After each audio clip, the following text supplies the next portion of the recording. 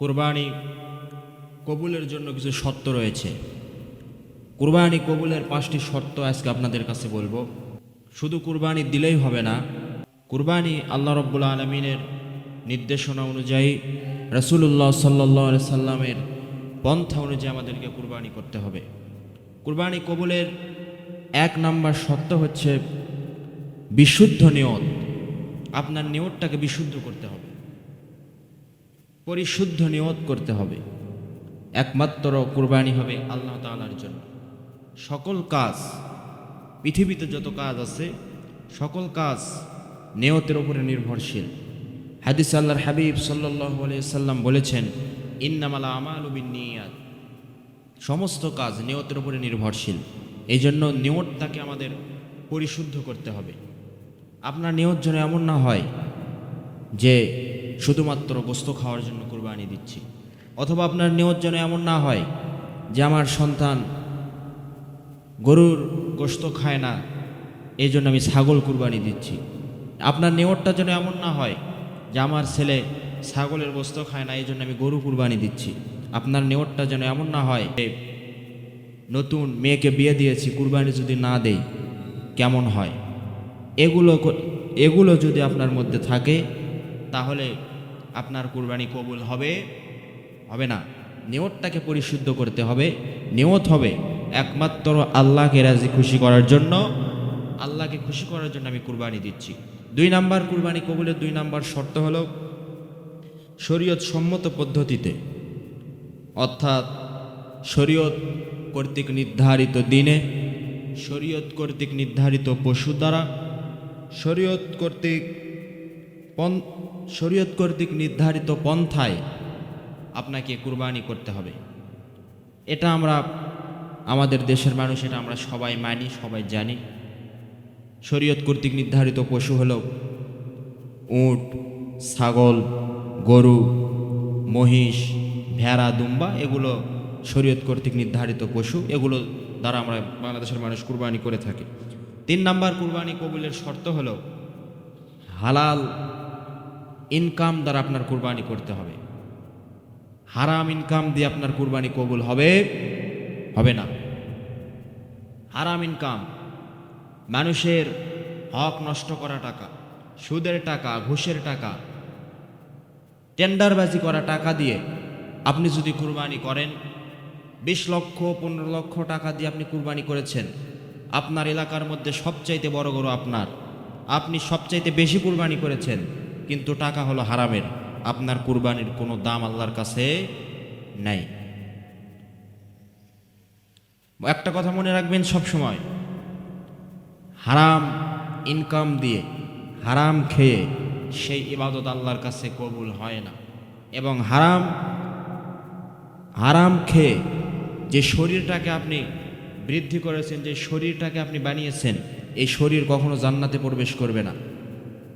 লা ইয়াদখুলুল জান্নাতা জাসাদুন গুজিয়া বিল হারাম।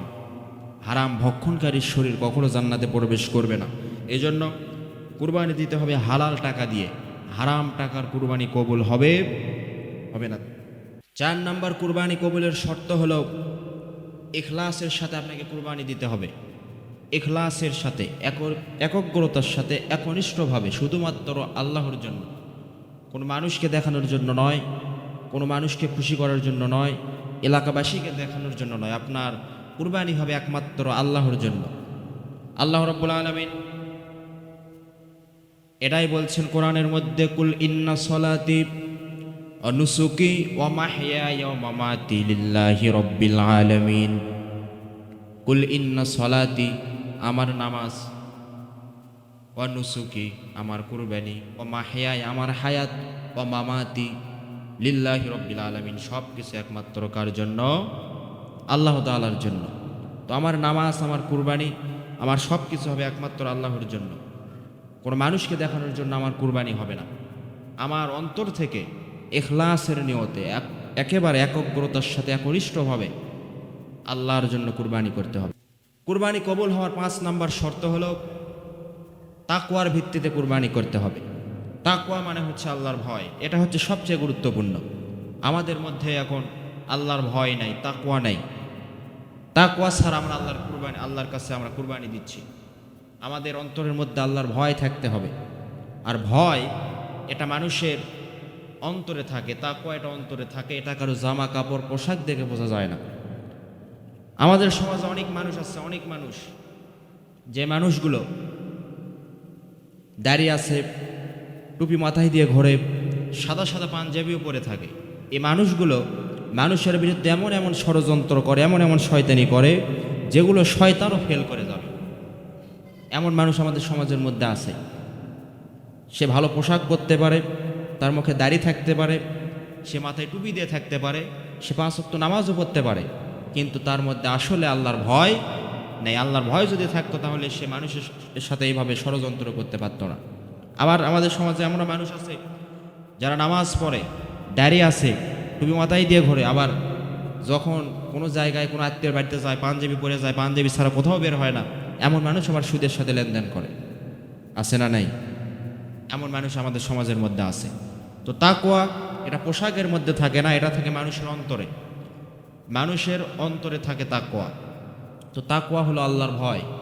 আর তাকওয়াধারী যারা হবে তারা, আল্লাহ রাব্বুল আলামিন তাদের ডেফিনেশন সূরাতুল বাকারার মধ্যে দিচ্ছেন। আল্লাহ রাব্বুল আলামিন বলেন, আলিফ লাম মিম যালিকাল কিতাবু লা রাইবা ফীহি হুদাল লিল মুত্তাকিন আল্লাযীনা ইউমিনুনা বিল গায়বি ওয়া ইউকিমুনাস সালাতা ওয়া মিম্মা রাযাকনাহুম ইউনফিকুন। আল্লাযীনা যারা ইউমিনুনা বিল গায়ব অদৃশ্যের প্রতি যারা বিশ্বাস করে, ওয়া ইউকিমুনাস সালাতা নামাজ কায়েম করে, ওয়া মিম্মা রাযাকনাহুম ইউনফিকুন এবং আমি আল্লাহ যা রিজিক দিয়েছি তা থেকে তারা ব্যয় করে, এরাই হলো মুত্তাকি, এরাই হলো মুমিন বান্দা।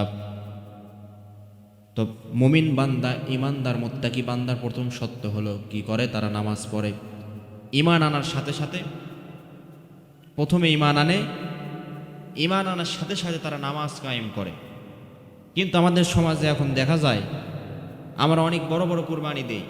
অনেক মানুষ আছে, অনেক ধনী ব্যক্তি বড় বড় কুরবানি দেই, সমাজ গ্রামের মধ্যে সবচেয়ে বড় কুরবানি দিচ্ছে ওই ব্যক্তি, অথচ ওই ব্যক্তি নামাজ পড়ে না।